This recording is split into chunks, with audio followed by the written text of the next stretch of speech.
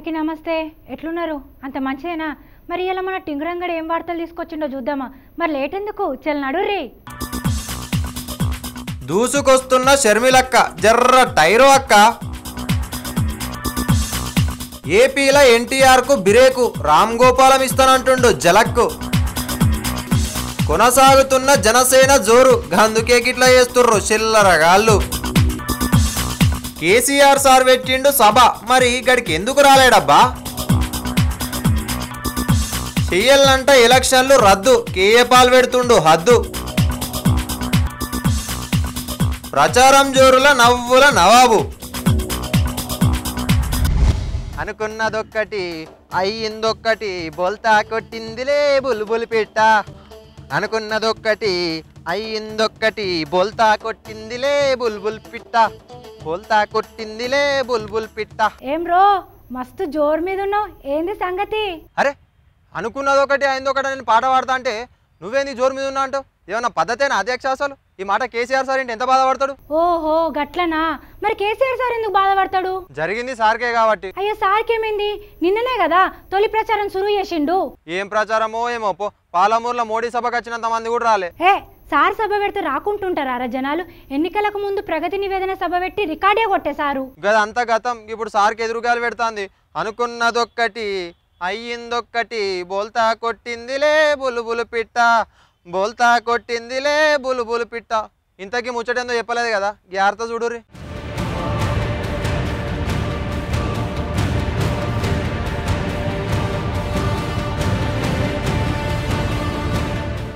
అందరికీ శకునం చెప్పే బల్లి తానే పోయి కుడిదిలో పడ్డట్టు కారు పార్టీకి కూడా కట్టకాలం మొదలైంది. మొదలు మిర్యాలగూడలో శుక్రవారం ప్రచారం మొదలు పెట్టిండు కదా కేసీఆర్ సారు. అక్కడ సభకు జనాలు మంచిగానే వచ్చిర్రు గాని ఆయనక ఎల్బీ మైదానం ప్రచార సభకు పోయేది ఉండే సారు. కానీ ఈ సభకు అనుకున్నంత మంది జనాలు రాలే.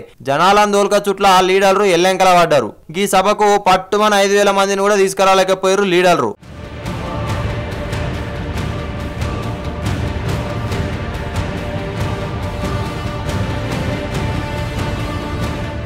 సభ కూడా తూతూ మంత్రంగానే సాగింది. ఈ ముచ్చట తెలిసి కేసీఆర్ సార్ లీడర్ల మీద మస్తు కోపం చేసినంట. సభకస్తే ఎక్కడ చిన్నతనం అవుతుందోనని సపోర్ట్ చేయకుండా అట్నుంచి అటే ప్రగతి భవన్ దారి పట్టిండు సారు. గంతే ఈ దెబ్బతోటి సభనే రద్దు చేశారంట కారు పార్టీ లీడర్లు. చంద్రబాబుకు రిటర్న్ గిఫ్ట్ ఇస్తా అని మురిచిండు మొన్నటిదాకా కేసీఆర్ సారు. కానీ తెలంగాణ జనాలే రిటర్న్ గిఫ్ట్ ఇచ్చేటట్టున్నారు సారుకు. అన్ని పార్టీలకెళ్ళి లీడర్లు కారు వంక చూస్తా అంటే టికెట్ దక్కలేదని వివేక్ సారు జితేందర్ అన్న కారు తోటి కయ్యం పెట్టుకుని ఇడుపుగాయదం చేసుకునే.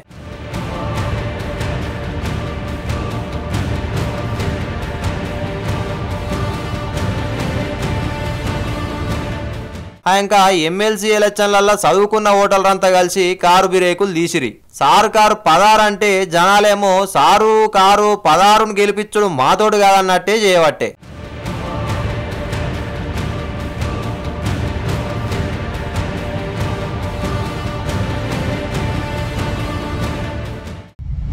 ఎలక్షన్లు రద్దు చేయాలి, ఎలక్షన్లు రద్దు చేయాలి, ఎలక్షన్లు రద్దు చేయాలి, ఎలక్షన్లు రద్దు చేయాలి, ఎలక్షన్లు రద్దు చేయాలి, ఎలక్షన్లు రద్దు చేయాలి. అరే వారి ఏందిరా ఎలక్షన్లు రద్దు చేయాలనా? ఎందుకురా? ఇక వచ్చింది సిప్పిరెంటికల్ బుక్కలు అమ్ముకునేది. నాలోలి నీకెందుకు తల్లి? నీ అర్థాలు నువ్వు చెప్పుకో. ముందేమో అన్నట్టున్నావు కదా, నీ కినబడకుండా మెచ్చుకున్నది. మెచ్చుకున్నట్టు లేదు, తిట్టుకున్నట్టుంది. అరే ఎలక్షన్లు రద్దు చేయాలని నేను మొత్తుకుంటా అంటే నీ లొల్లేది మధ్యలో. అయినా ఏం కొంపలు మునిగిపోయినాయని ఎలక్షన్లు ఎందుకు రద్దు చేయాలరా? చేయాలంటే చేయాలి అంతే. మా పార్టీ వాళ్ళందరూ నామినేషన్ లేలే. మీ పార్టీ?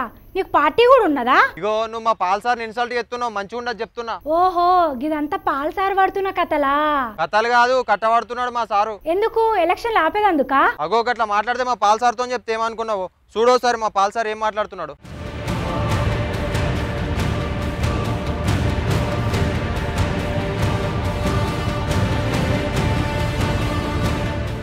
ఎలక్షన్లు దగ్గర పడుతున్న కొద్దీ పాల్సార్ ఆగమాగం అయితాండు. గుడ్డెద్దు పోయి షీన్ల పడ్డట్టే ఉన్నది పాల్సార్ రాజకీయాలకు దిగుడు. ఏపీలో ఎలక్షన్లు ఆయుధేయాలని ఇప్పుడు మళ్ళా కొత్త రామ్ అందుకున్నాడు సారు. ఇమీడియట్ గా ఎమ్మెల్యే ఎంపీలు ఎవరికైతే టికెట్లు కన్ఫర్మ్ అవ్వలేదో, సింబల్ ఇవ్వలేదో ఇమీడియట్ గా ఉండండి. ఇది రీపోస్ట్ చేయండి అందరికీ. మీడియా వారు దయచేసి దీన్ని రీపోస్ట్ చేయండి. ఎలక్షన్ పోస్ట్ పోన్ చేయమని చీఫ్ ఎలక్షన్ కమిషన్ కూడా అడుగుతున్నాను. మనం 200లో కేవలం 75 నామినేషన్ వేస్తాం, అందులో 10-15 రిజెక్ట్ అయ్యాయి. సెంట్రల్ ఎలక్షన్ సంఘమూలను కలిసి ఈ ముచ్చట కూడా చెప్పొచ్చిండు. ఏపీలో ఎలక్షన్లు వాయిదా వేయకపోతే ఎలక్షన్లను బైకాట్ చేస్తానని కూడా అంటుండు. సీఎం అవుదాం అనుకుంటున్నాడు కదా పాల్సారు పాపం. కానీ మొత్తం 175 అసెంబ్లీ సీట్లలో 75 సీట్లకే నామినేషన్ లేచిర్రు. మిగిలిన నామినేషన్లన్నీ రిజెక్ట్ అయినాయి. గిదాని వెనుక సైకిల్ పార్టీ ఫ్యాన్ పార్టీ లీడర్లే ఉన్నారని అంటుండు పాల్సారు. సోదరులారా, నేను రెగ్యులర్గా ఫేస్బుక్లో రానందుకు I'm so sorry. Day and night బిజీగా ఉన్నాను. ఇప్పుడు విజయవాడ ఎయిర్పోర్ట్లో ఉన్నాను, ఢిల్లీ వెళ్తున్నాను. మన ప్రజాశాంతి పార్టీ తరపుని ఎవరైతే నామినేషన్లు వేసారో ఎమ్మెల్యేలుగా ఎంపీలుగా వారందరూ ఇమీడియట్గా రెస్పాండ్ అవ్వండి. వాట్సాప్ గ్రూప్కి సూర్య ఫోన్ ఆ రోజు దొంగిలించడం జరిగింది. మన స్టాంపులు కొన్ని బీ ఫార్ములు కూడా దొంగిలించడం జరిగింది. నిన్న ద్వివేది గారు ఎలక్షన్ కమిషనర్కి విజయవాడలో కంప్లైంట్ ఇచ్చాను. ఇప్పుడు ఢిల్లీలో కంప్లైంట్ ఇస్తున్నాను చీఫ్ ఎలక్షన్ కమిషన్ గారికి 1 గంటకి. సార్ పార్టీ ఆఫీసులనట బీఫారా లెవెల్లో ఎత్తుకపోయారంట. గందుకే నామినేషన్ లేకపోయారట సార్ పార్టీ అభ్యర్థులు. ఇండిపెండెంట్ గా పోటీ చేస్తున్న వాళ్ళకు ఓకే అంటే పార్టీలకు తీసుకుంటామని ఆఫర్ కూడా ఇస్తున్నాడు. ఇక మొన్న ఫ్యాన్ పార్టీలు పాల్సార్ మీద మస్తు గుస్సారు కదా. గదే వాళ్ళ అభ్యర్థుల పేర్లు వీళ్ళ అభ్యర్థుల పేర్లు సేమ్ ఉన్నాయని. కానీ ఇక 35 మంది అభ్యర్థులు సార్ పార్టీలు కాదట. చంద్రబాబే గట్లా కావాలని నామినేషన్ లేయించిండని అసలు గుట్టు బయట పెట్టిండు పాలన్న. కానీ ఇక 2 పార్టీలు దొందే అంటున్నాడు.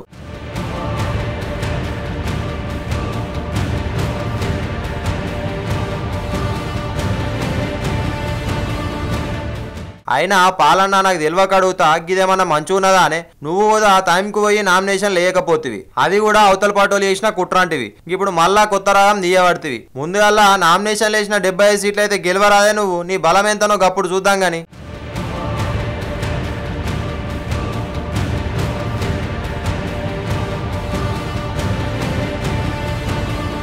అరే రంగా, నీకు చిన్న ప్రశ్నరా. చిన్నది తులసి, పెద్దదే అయ్యో. చిన్నదే గది కూడా ఒక్కొక్కటి కాదు తులసి, 100 ప్రశ్నలు ఒకేసారి అయ్యు. వీటికైనా జవాబులు ఇస్తా. ఇవ్వాలనుకున్నవి ఇక్కడ రంగడు. మగధీర సినిమా మేము కూడా చూసినాం.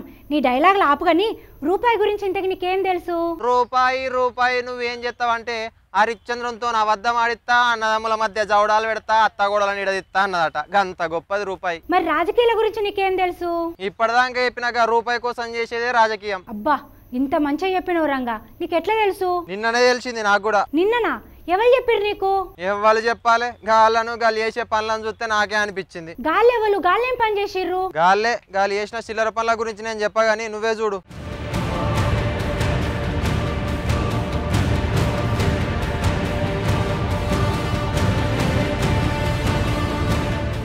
ఎలక్షన్లకు టైం దగ్గర పడుతున్నా కొద్దీ రాజకీయాలు మస్తు ఉడికెక్కుతున్నాయి. ఓ దిక్కు ఎండాకాలం ఎండలు, ఇంకో దిక్కు రాజకీయ మంటలు జనాలను ఉక్కిరి బిక్కిరి చేస్తున్నాయి. ముఖ్యంగా పార్టీ నేతలకైతే రాజకీయ వడదెబ్బ కొడుతాంది.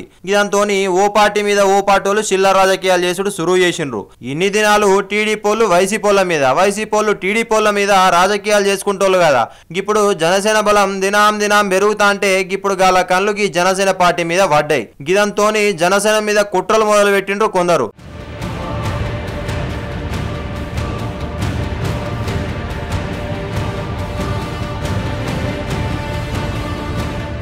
జనసేన పార్టీ ఫ్లెక్సీలు పోస్టర్లు ఎక్కడ కనబడితే అక్కడ చింపుతుండ్రు. గుంటూరు జిల్లాల కొందరు చిల్లరగాళ్ళు శవాల మీద చిల్లరేరుకునే రాజకీయాలు చేస్తుండ్రు. గిదంతోని జనసేన కార్యకర్తలకు మస్తు కోపం వచ్చింది. గిదంతోని గుంటూరు అధికారులతో లొల్లి పెట్టుకున్నారు. సారు, మీరు అన్ని పార్టీలను సమానంగా చూడాలి. గా పార్టీల ఫ్లెక్సీలు అంతటి ఉన్నాయి, మా పార్టీ ఫ్లెక్సీలు మాయమైతున్నాయి. అయినా మీరు ఎందుకు యాక్షన్ తీసుకుంటలేరని మస్తు గరమైనరు. ప్రజాస్వామ్యబద్ధంగా జరిగే ఎన్నికలల్లా జనాలు ఓట్లేస్తే గెలుస్తారు కానీ ఈ ఫ్లెక్సీలు చింపితే గెలుస్తారా అనుల్లా?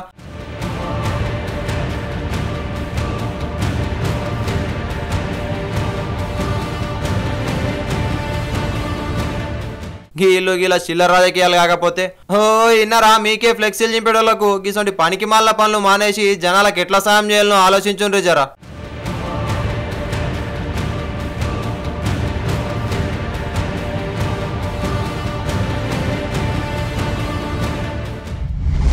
నేను చెప్పినా నేను చెప్పినా ఇప్పుడు అని అర్థమైందా? ఇంతకేం చెప్పినావు నువ్వు? నాకేం అర్థం కాలేదు. నేను మొదటి నుంచి కూడా ఏం చెప్తున్నానో గదికి ఇప్పుడు కనిపించిందా? అసలు నువ్వు అనేది దేని గురించిరా? దేని గురించా? నీకు రాజకీయాల గురించి ఎరికేనా ఏమన్నా? అందిన కాడికి దోసుకునుడు, కులాల మధ్య సిచ్చు పెట్టుడు, మతాల మధ్య మంట పుట్టించుడు. అన్ని వేరు గా పార్టీ వేరు. గా పార్టీ అంటే ఏ పార్టీ రంగా? స్వార్థానికి దూరంగా కుల మతాలకు అతీతంగా పనిచేసే జనసేన పార్టీ.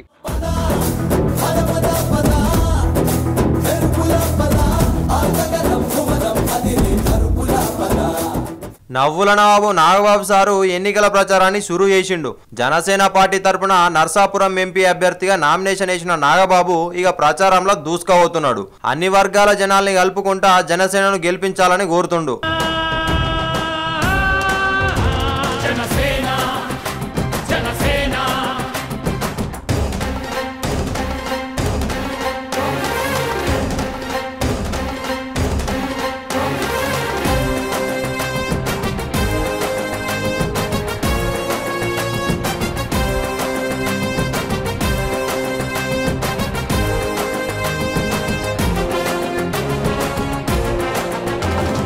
సమస్యని గుర్తించి సమస్యకై చర్చించి సమస్యపై సమరభేరి మోగించిన సేన జనసేన పరిష్కారమే పరాకాష్ఠగా.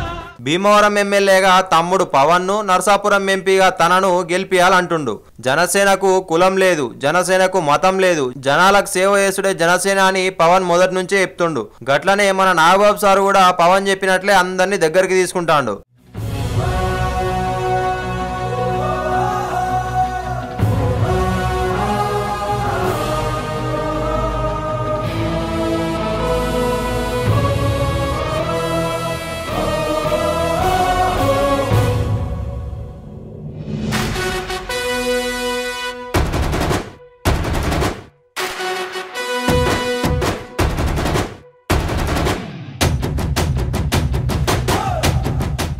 ఇక గిట్లనే పశ్చిమ గోదావరి జిల్లా భీమవరంలో ఉన్న పెద్ద మసీదులకు పోయి ముస్లిం పెద్దల ఆశీస్సులు తీసుకున్నాడు. ముందుగా నాబాబ్ మసీదులకు ఓడుతోటే సార్కు షాల్వా కప్పి సన్మానం చేసిండ్రు. ఆయన టోపీ పెట్టి ప్రార్థనలు చేసిండు.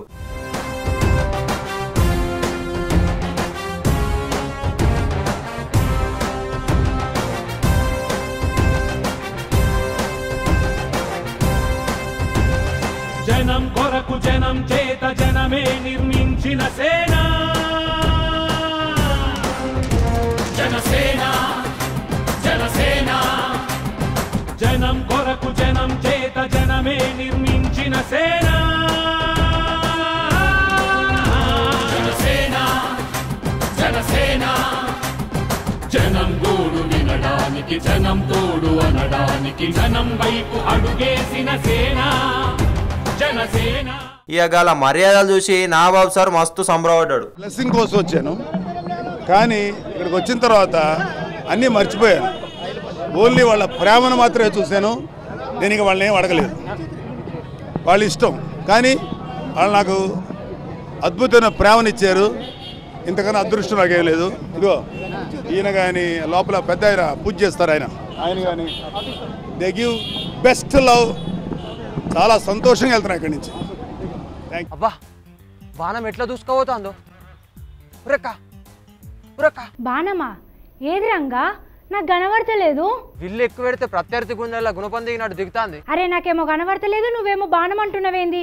ఆయన ఇంతకు బాణం ఎవరిస్తుండ్రు రంగా? బాణం వేసేది ఇవ్వాలని అడుగుతున్నావా? తెలవనప్పుడు అడగకపోతే అడిచి గీ పెట్టాలనా? అబ్బా అచ్చం అన్న నేర్పినట్టే చెల్లె బాణం వేస్తాంది కదా. అరే అన్నేవాళ్ళు బాణం ఎక్కడిది ఎవలేస్తుర్రు? అన్న చెల్లె బాణం అంటే కూడా ఎవరో తెలుస్తుందా నీకు? ఈ వార్త బాణానికి తెలిస్తే ఎంత బాధపడుతుందో ఏమో.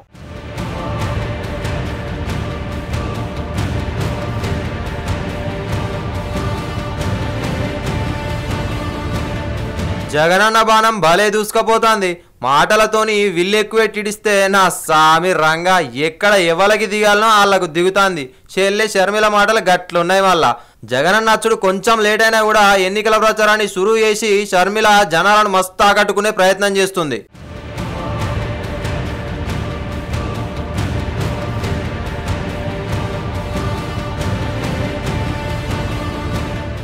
జగనన్న జైల్లో ఉన్నప్పుడు పార్టీ బాధ్యతల్ని మొత్తం భుజాల మీద వేసుకొని రాష్ట్రంలో తిరుక్కుంటా ఆపట్ల షర్మిల ప్రచారం చేసింది కదా. గా అనుభవంతోనే షెల్లె మళ్ళా మస్తుగా మాట్లాడుతుంది.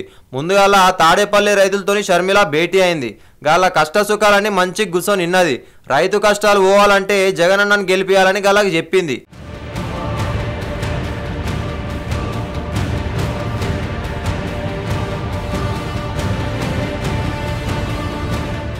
ఇక రోడ్ షోలనైతే షెల్లె ప్రచారానికి మస్తు మంది వస్తుండ్రు. ఇక వాళ్ళందరినీ చూసిన వాళ్ళే షెల్లెకు మస్తు షార్ వచ్చినట్లున్నది. ఇక చూడు చంద్రబాబు సార్ పైన చిర్రు బొర్రు అన్నది. గైనా చంద్రబాబు కాదు దొంగబాబు అనుకుంటా ఆగి 5 ఏళ్ల సంది ఏం చేసిండో చెప్పుండ్రని అడిగింది. మీ బాధ్యత నాదని ఇప్పుడు అంటుండు. ఇన్ని దినాలు ఎక్కడ పోయిండినని సూటి ప్రశ్నలు వేస్తాంది షర్మిల. ఇప్పుడు మీ భవిష్యత్తు నా బాధ్యత అని చెప్పుకుంటూ తిరుగుతున్నాడు దొంగబాబు. ఈ బాధ్యత ఈ 5 ఏళ్ళు గుర్తు రాలేదా? ఈ 5 ఏళ్ళు ప్రజలను గాలి కొదిలేసి ఇప్పుడు మీ భవిష్యత్తు నా బాధ్యత అంటే ప్రజలు నమ్మాలా? పొరపాటున కూడా మీ భవిష్యత్తును ఈయన చేతుల్లో పెట్టారంటే నాశనం చేసేస్తాడు చంద్రబాబు గారు. నారా రూప రాక్షసులు వీళ్ళు. తండ్రిని తిట్టి కొడుకుని తిట్టకపోతే లోకేష్ ఫీల్ అవుతాడు కావచ్చు అనుకుందో ఏందో గాని లోకేష్ సార్ను షర్మిల చిన్నగా ఆట ఆడుకున్నంత పనే చేసింది. జయంతికి వర్ధంతికి తేడా తెలియనికి పప్పుకు చంద్రం సార్ 3 శాఖలు అప్పచెప్పిండు. గీ స్వార్థం కాదా అని అడిగింది. వాళ్ళు కూడా రాడోళ్ళు అగ్రతాంబులం నాకే అన్నట్లున్నది లోకేష్ కథ అని చెల్లె చెడుగుడాడింది. 1 కాదు 2 కాదు ఏకంగా 3 శాఖలకు మంత్రిని చేశాడు లోకేష్ని. ఈ పప్పు గారికి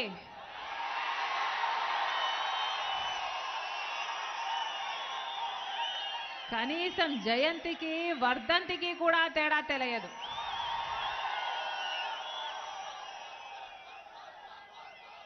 ఆలు కూడా రావు కానీ అగ్రతాంబూలం మాత్రం నాకే అన్నాడట ఒకడు. ఒక్క ఎన్నిక కూడా గెలవలేదు. ఏ అర్హత ఉందని ఏ అనుభవం ఉందని ఏకంగా 1 కాదు 2 కాదు 3 మంత్రి పదవులు అప్పగించారు. ఓ దిక్కేమో అన్న జగను, ఇంకో దిక్కేమో అమ్మ విజయమ్మ. ఇప్పుడు షర్మిల ప్రచారంతోని ఫ్యాన్ పార్టీలకు మస్తు బలం వచ్చినట్లు ఫీల్ అవుతుర్రు.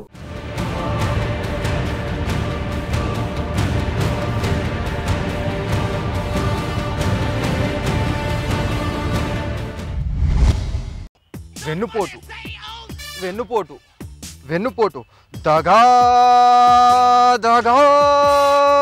ఇప్పుడు ఏమైందనరా అంత అరుస్తున్నావు? దెబ్బ తాకినోనికి నొప్పి ఉంటది, చూసేటోనికి కాదు. ఇప్పుడు ఎవరికి దెబ్బ తాకింది? ఎవరు చూస్తుర్రు? నన్ను ఎవ్వరు మోసం చేయలే. నేను ఎవరినైతే నా మీ వార్తలు చదివేతందుకు తెచ్చుకున్నాను వాళ్ళే నన్ను మోసం చేసిర్రు. గాల్లా ఏంది వార్తలు చదివేది నేనే అంటే నువ్వు నన్ను అంటున్నావా? నేనే వెన్నుపోటు వర్షం నీకు? నేను చేసిన ఒకే ఒక తప్పు నిన్ను నమ్మి వార్తలు చదివించు. గట్లెందుకు అంటున్నావు రంగా? అనకపోతే ఆనద చెత్తిరి పట్టుకొని నిలబడమంటావా? ఏదో పోనీ అంటే దినాంను వాడ కూర్చొని నా నారదల కోసం బయట దింపుతావు. గట్లనా? అయితే ఇప్పుడు ఏం చేస్తావు? ఏం చేస్తానా? రామ్ గోపాల్ వర్మ సార్ ఏం చేస్తా నేను కూడా గదే చేస్తా. ఏపీలా లక్ష్మీ ఎన్టీఆర్ సినిమాను విడుదల చేయొద్దని హైకోర్టు తీర్పిచ్చుడుతోటి గా సినిమా తెలంగాణ విడుదలైంది కానీ ఏపీలనైతే విడుదల కాలేదు. దాంతో రామ్ గోపాలం వర్మకు మస్తు కోపం వచ్చినట్లున్నది. నా సినిమాను అడ్డుకున్నది ఎవ్వలో తెలుసు, ఇది నాకు వెన్నుపోటు కాదు మరో మల్క ఎన్టీ రామారావు గారికి వెన్నుపోటని అంటుండు. అప్పట్లా సింహగర్జన మీటింగును పెట్టుకోకుండా అడ్డుపులలేసి ఎన్టీ రామారావును మానసిక వేదనకు గురి చేసి ఆయన్ని చంపిండ్రు. ఇప్పుడు ఆయన మీద తీసిన సినిమాను కూడా అడ్డుకొని మరో తాపు వెన్నుపోటు ఒడిచిండ్రని బాధపడ్డాడు. ఏపీ గవర్నమెంట్ నాకు వెన్నుపోటు కదా, అసలు ఇది ఎన్టీ రామారావు గారికి తిరిగి మరొక్కసారి వెన్నుపోటు. ఎందుకంటే ఆయన ఆ రోజున సింహగర్జన మీటింగ్ పెట్టుకోవటానికి అనుమతించకుండా రకరకాల ప్రాబ్లంలు క్రియేట్ చేసి ఆయన మానసిక క్షోభకి గురి చేసి ఆయన చంపేశారు. ఇవాళ ఆయన మీద తీసిన సినిమా రిలీజ్ అవ్వనివ్వకుండా మళ్ళీ వెన్నుపోటు పొడిచారు. I think that is the most correct example. ఆనాడు సింహగర్జన, ఈనాడు లక్ష్మీస్ ఎన్టీఆర్. కానీ ఈ రోజున ఆ రోజు రామారావు గారికి హెల్ప్ చేయడానికి ఆయన ఫ్యామిలీ లేదు, ఆయన పార్టీ వాళ్ళందరూ కలిసి ఆయన వెన్నుపోటు పొడిచి మోసం చేశారు.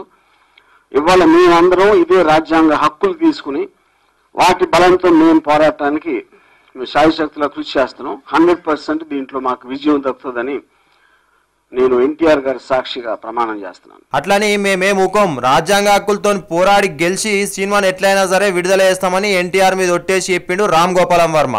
మీరు చెప్పింది అంత మంచిగా ఉన్నది కానీ హైకోర్టు తీర్పు ఇచ్చినాక కూడా సినిమాను రిలీజ్ చేసుడు మీతో అవుతుందా సారు?